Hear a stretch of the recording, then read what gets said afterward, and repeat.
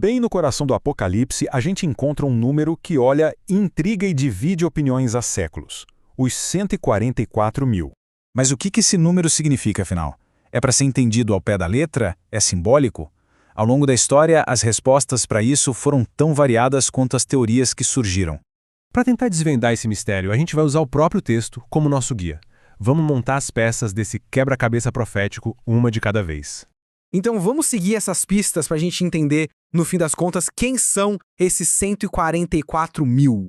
E o curioso é que a história dos 144 mil não começa no capítulo 7, onde eles são mencionados pela primeira vez. Na verdade, ela começa um pouco antes, com a pergunta fundamental lá no finalzinho do capítulo 6.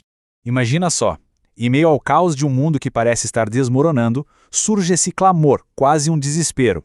E essa pergunta ela não é só retórica, não. Ela está ali para preparar o terreno para o que vem a seguir. E a resposta para essa pergunta é justamente o que define esse grupo. Eles são, precisamente, aqueles que conseguem permanecer em pé. Sabe? Aqueles que atravessam os momentos mais sombrios da história um pouco antes da segunda vinda. A primeira pista para identificar esse grupo é uma palavra-chave. Eles são selados. Tá, mas o que isso realmente significa? Dá para pensar nesse selo como o sangue que foi passado nos umbrais das portas lá na Páscoa original. Era um sinal visível que garantia proteção contra a destruição que passava do lado de fora. Historicamente, um selo de autoridade, como o de um rei, por exemplo, sempre tinha que ter 3 elementos essenciais para ser considerado válido. E aqui vem uma conexão fascinante. O texto sugere que esses 3 elementos, o nome, a função e o território, são encontrados de uma forma única em um dos 10 mandamentos. Especificamente, no mandamento do sábado, o que o identifica como sendo o selo de Deus. E isso nos joga direto num dos maiores confrontos do Apocalipse, uma escolha decisiva entre 2 sinais opostos, cada um deles representando uma lealdade diferente. De um lado, então, está o selo de Deus, que é ligado à obediência ao Criador através do sábado. Do outro, a marca da besta, ligada à obediência a uma tradição humana. O ponto principal é que o teste final gira em torno de qual autoridade se escolhe seguir. Mas espera aí, receber esse selo significa ter uma vida fácil? Muito pelo contrário. A segunda pista revela que esse grupo não escapa do sofrimento. Na verdade, ele passa por dentro dele.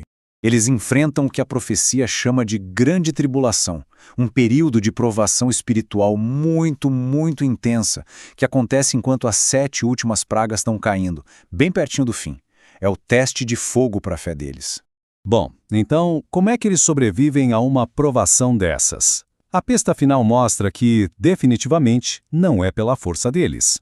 Essa imagem do texto é muito forte, e ela nos dá a terceira e talvez a mais importante característica dos 144 mil. Em outras palavras, a força que eles têm para resistir não vem de dentro deles mesmos. A pureza e a capacidade de se manterem firmes é um presente, resultado da confiança total que eles depositam no sacrifício de um Salvador. Certo. Agora a gente pode finalmente encarar a grande questão. Será que o número 144 mil deve ser levado ao pé da letra? A própria estrutura desse número, do jeito que é apresentada no texto, já dá uma pista bem forte de que a interpretação é simbólica. Esse cálculo sugere que o número representa a totalidade, a organização perfeita do povo de Deus, preparado para o conflito final. Não com armas, claro, mas com fé. E aqui tem um detalhe que revela muita coisa.